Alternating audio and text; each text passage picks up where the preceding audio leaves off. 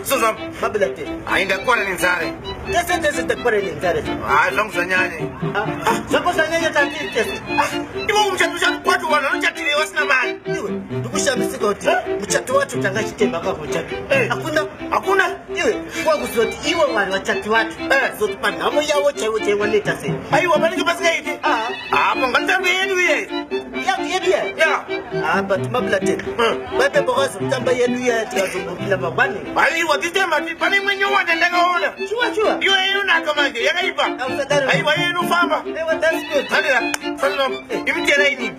Ini days. Atitika. Ya. Aiwa wani mabilate. Aiwa yenu wani. Aiwa yoni yote tunotoka. Hapo za tukafika sana.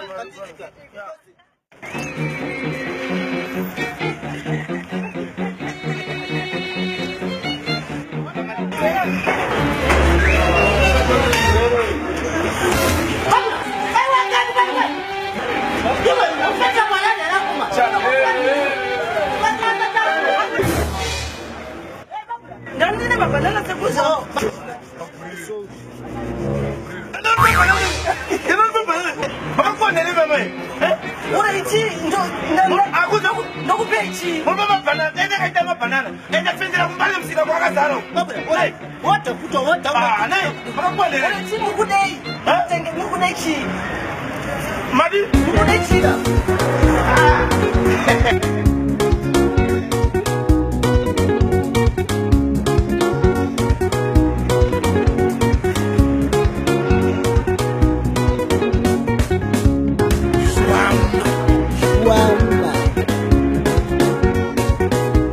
Eat and lick.